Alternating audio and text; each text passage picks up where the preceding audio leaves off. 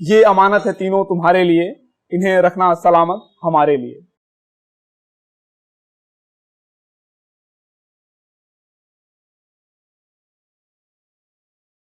बात जहां तक मेरे लेखन की शुरुआत की है, तो जहां तक मैं याद कर पाता हूं तो कोई एक खास बिंदु नहीं है कि उसके पहले मैं नहीं लिखता था और उसके बाद अचानक से लिखने लगा। दरअसल एक सीरीज ऑफ इवेंट्स कि पहली बार कुछ हुआ जिससे मुझे थोड़ा सा प्रोत्साहन मिला कि नहीं मैं लिख सकता हूँ।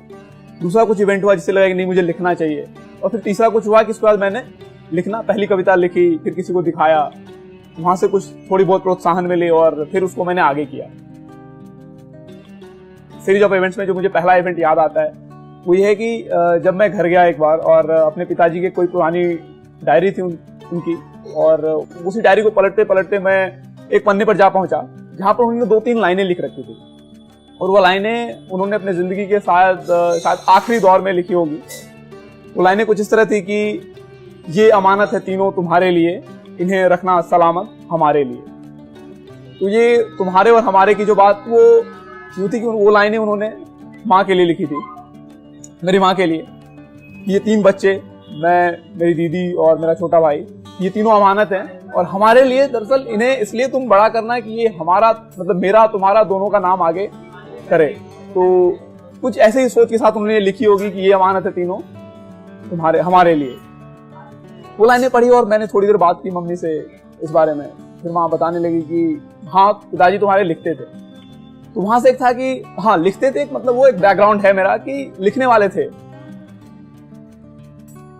उसका जो दूसरा इंसिडेंट वो है कि मेरी माँ को जब वो अकेली रहती थी तो उन्हें रश्मिरथी पढ़ने का बहुत शौक था, और वो रश्मिरथी अक्सर पढ़ती रहती थी और कभी कभी सुनाया करती थी मुझे। और पूरी रश्मिरथी सुनने के बाद उनसे मुझे लगा कि नहीं मैं लिख सकता हूँ। और ये मेरी खुशकिस्मती है कि मेरे प्रेरणा स्रोत जो है वो दिनकर थे, और जो दिनकर बेसिकली हिंदी कविता की बात करें तो उस क्षेत्र के वो सबसे कह सकते हो कि प्रोमिनेंट हस्ताक्षर हैं रामधारी सिंह दिनकर।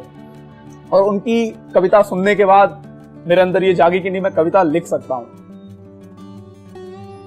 और जो पहली कविता लिखी थी मैं पहली नहीं कहूंगा लेकिन मेरे शुरुआती दौर की कविताओं में से एक है, दूसरी तीसरी या चौथी होंगी ये।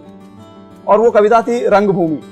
रंगभूमि में दरअसल जितने भी कौरव और पांडव थे वो आपस में बेसिकली अपनी शिक्षा पूरी करने के बाद का वो कन्वोकेशन सा चल रहा था रंगभूमि में, जहाँ पे समस्त गुरुजन उपस्थित थे, पूरा सभासद, पूरा दरबार लगा हुआ था और वो अपना विद्या का प्रदर्शन कर रहे थे। तो वहां पर अचानक से कर्ण आता है और उसके बाद का जो कुछ भी है घटना वो मैंने उस कविता में लिखी है।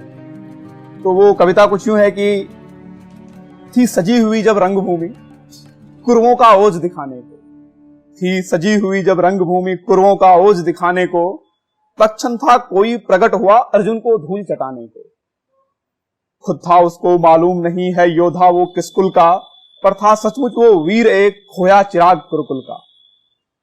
आगे बढ़कर था जब उसने अर्जुन को ललकारा, हे वीर कहो किस कुल के हो, था सबने यही पुकारा। अप्रतिम तेज से भरा हुआ दीपित था सूर्य समान, ना था उसको गोत्र का पता ना ही कुल का भान। तो ये कुछ इसी तरह का वर्णन रश्मिरथी में भी है कर्ण के लिए। थॉट वही है, थोड़े शब्द मेरे नए होंगे और मैंने लाइनें नहीं लिखी। फिर आगे है कि मायूस युवक बस सोच रहा ये जाति जाति क्या होती है, भुजबल के इतर चराचर में क्या जाति वीर की होती है। सहसा कोई भीड़ चीर कर निकल सामने आया, वाह सुयोधन मुकुट संग सौभाग्य कर्ण का लाया। सहसा कुंती ने देखा जब योद्धा के भुजबल को, कुंती मूर्छित हुई देख फिर कवच और कुंडल को।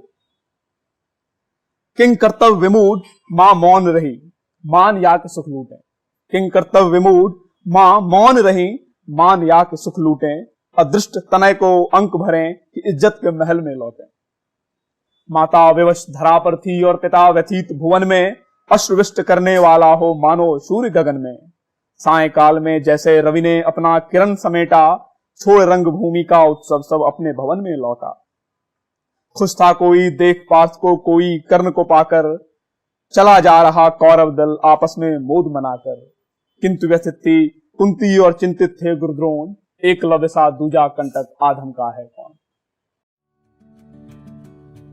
तो ये लगभग मेरी पहली दूसरी कविता रही होगी जो लिखने के बाद मैंने माँ को सुनाया। और इस कविता को सुनने के बाद चूंकि मैं उनका बेटा था तो वो ये कह बैठी कि ये तो दिनकर से भी बेहतर है। मैं जानता हूं कि रामधारी सिंह दिनकर की तुलना में ये 1.1% भी नहीं है, लेकिन ये कहना कि ये दिनकर से भी बेहतर है मुझे इतना साहस जरूर दे दिया कि नहीं, दिनकर से बेहतर हो ना हो लेकिन ये दिनकर से कंपैरिजन तो हो रही है इस कविता की। और वो एक था दौर की नहीं, पहली बात कि पिताजी लिखते थे और यदि मेरे इस लिखने की कला को मेरी माँ मेरे पिताजी से कंपेयर कर सकती है, मतलब मेरे अंदर पिताजी का एक हिस्सा यदि इस वजह से जिंदा है तो उसको जिंदा रखा जाए, तो ये एक सोच थी। और फिर जब लिखने लगा, फिर इसके बाद कई कविताएं लिखी, फिर आगे चलकर 2 किताबें आई, तो उसके बाद फिर ये लगा कि नहीं, लिखना जिंदगी का एक हिस्सा है। और तब से लेकर लगभग कॉलेज 2013-14 के आसपास से लिखना शुरू हुआ और वहां से लेकर अब 2019 पिछले 5 सालों में बहुत कुछ लिखा। और वक्त के अभाव में कभी लंबी कविताएं लिखता हूँ, कभी कपलेट्स लिखता हूँ, लेकिन ये लिखने का जो सिलसिला है वो लगातार जारी है और उम्मीद है कि जब तक रहूंगा तब तक लिखूंगा।